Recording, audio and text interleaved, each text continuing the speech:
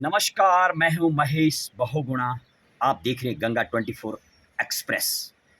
गौ गंगा और बुजुर्ग की संपादकीय विश्लेषण की इस खास पेशकश में आपका बहुत बहुत स्वागत है।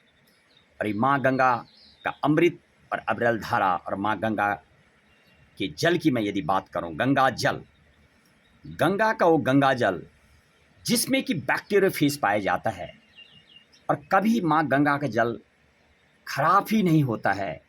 ये पवित्र अविरल धारा, इसके जल में जो बैक्टीरियोफेज पाया जाता है, यानी तमाम कीटाणु नष्ट हो जाते हैं। माँ गंगा में जल कोई भी ऐसा पदार्थ गिरता है और जब वो मानव शरीर में जाता है तो पवित्र कर देता है। और गौमूत्र यानी काउ यूरिनेट, गौमूत्र में एंटी कैंसरियोजेनिक पाया जाता है। और यही कारण है कि गौमूत्र पीने से कैंसर तक बीमारी समाप्त हो जाती है और कैंसर जैसी अनेकों नेक ऐसी बीमारी कभी होती नहीं है यदि आप गंगा जल और गौमूत्र का सेवन करते हैं।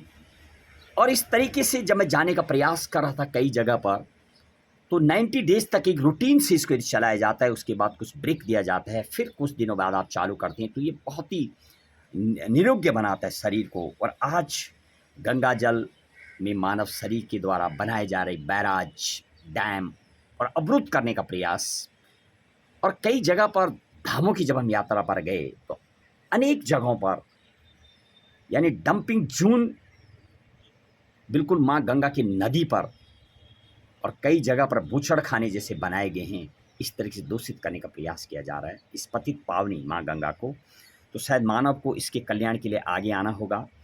और इसके अलावा बुजुर्गों की मैं बात कर रहा था, बुजुर्ग भी, और आज इन तीनों की जो दशा हुई पड़ी है, गौ सड़कों पे डोल रही हैं और गंगा जल जो गंगा है उसमें भी मानव के द्वारा गंदगी जो की जा रही है वो देखा जा रहा।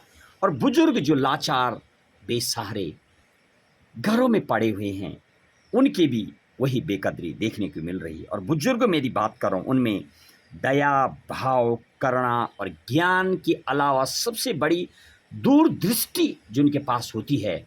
तो जिस तरीके से मैं बात कर रहा था, गंगा जल पीने से पवित्र हो जाते हैं गौमूत्र से, ऐसे बुजुर्गों के पास जब करीब जाते हैं तो उनकी दृष्टि जो दूर होती है, यदि आप उनसे ज्ञान लेंगे तो शायद आपको कई चीज़ें वो दूर दृष्टि वाली मिलेगी, लेकिन वो करीब जाने से होगी। जैसे कि माँ गंगा जल पीना, गौमूत्र पीने से शुद्ध होंगे, वैसे ही बुजुर्ग के पास जाकर के दूरदृष्टि का ज्ञान मिलता है।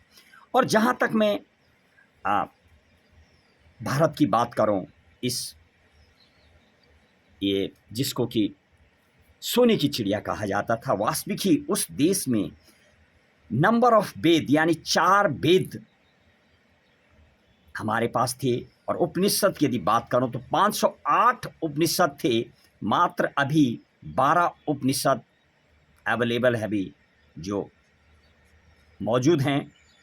और यदि मैं दर्शन की बात करूं, 6 दर्शन और 18 पुराण, और ये मानव शरीर जो दुर्लभ शरीर बना हुआ है, इसमें 72 करोड़ 72 लाख 10,210 नाड़ियों का ये शरीर बना हुआ होता है और 207 जिसमें हड्डियां पाई जाती हैं। और यदि मैं उन 18 पुराणों की बात करूं तो Skanda Purana is the largest पुराण, यानी स्कंद पुराण सबसे बड़ा पुराण है जिसमें कि 81,000 श्लोक हैं। और सबसे यदि छोटे पुराण की बात करूं, स्मॉलेस्ट पुराण वामन पुराण है जिसमें कि 14,000 श्लोक हैं। और यदि मैं महाभारत की बात करूं, जो श्रीमद् भागवत कथा आप श्रवण करते रहते हैं, उसकी यदि बात करो, 335 अध्याय और 18,000 श्लोक यानी 18,000 सोनेट्स उसमें हैं। सिद्धांत कौमुदी की बात करूं तो लघु सिद्धांत, मध्य सिद्धांत, सिद्धांत कौमुदी, जो बहुत पहले चलती थी किताबें, बहुत दुर्लभ ये देखने को मिलती है।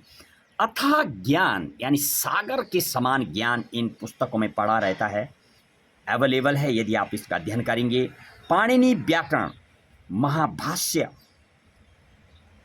में 8 अध्याय हैं, और यदि मैं सूत्र ग्रंथ की बात करूं, जिस तरीके से आरण्यक पुस्तक जो आती है, और रामायण की यदि बात करूं तो वाल्मीकि रामायण, तुलसीदास की रामायण जिसको रामचरितमानस, और आध्यात्मिक रामायण, यानी 3 टाइप की रामायण का ज्ञान मिलता है।